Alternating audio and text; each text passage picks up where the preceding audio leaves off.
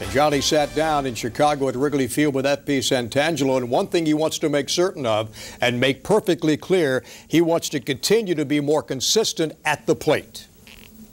Something I've kind of been battling for is consistent at bats, and the first day I came over, I didn't play. Played the second day, I got a couple pinch hits, and I wish I wasn't the high maintenance player I am, but that's just how my career is going to be, and that's what I got. So it really helps me out with consistent at bats, and to be able to make in-game adjustments and game-to-game adjustments is where I can succeed. So to me, when you first got here, it looked like the game was moving pretty fast. You were kind of jumping toward the pitcher a little bit. All of a sudden, you're slowing the game down. You're getting your foot down early. That's just from consistency, right? Yeah, just consistency. I mean, if you were to talk, how do you succeed at the plate? Well, it's be on time and, swing at strikes and take balls. Sounds simple, but, with the pitchers these days, it is pretty tough. But, once you get on time, you get that foot down, and, you swing it, your strengths and, let their strengths go by, the numbers will be there. Now, I've noticed since you've been here, I know it's been a short time, but there's a different vibe about this ball club. When I walk in the clubhouse, you add a certain energy to the team, whether it's on the plane, on the bus, in the clubhouse, on the field. Is that something you've always brought to the table with you?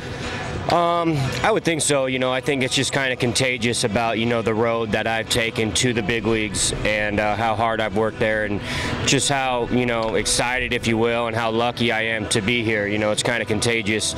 And, it's interesting, a lot of guys talk about that, but yet there's no stat for that, But at the same time, regardless what you do for work, if you're having fun at work, you'll shine at work. So I try and keep the guys loose and having fun, and, the way I play the game, with that mentality, is kind of contagious. Yeah, but you still have to put up numbers. I mean, you could be the nicest guy in the world, the greatest influence in the clubhouse in the world. Right. You still got to produce. Yeah, exactly. That's the same thing. This is a results-driven industry.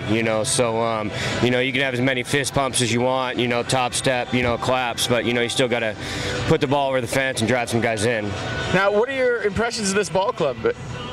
I was excited about this ball club. Actually, when I came over here, and just did that quick lap, through the clubhouse, I was actually surprised the team was in the position they were in.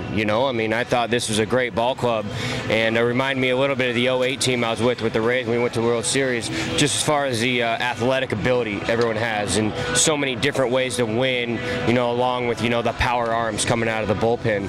So, I mean, these guys, you see them. I mean, we can go first to third with the best of them and hit the ball over the fence and apply pressure. All right, time to have a little fun. I was talking about this on the air the other night. I told you, you got the mohawk, you got the goatee, you're getting on the plane the other day with a Louis Vuitton bag. Just didn't fit. I think you got to have all bases covered. I got the mohawk, and the Tommy Bahama throws people off sometimes, and we go black on black and then white on white.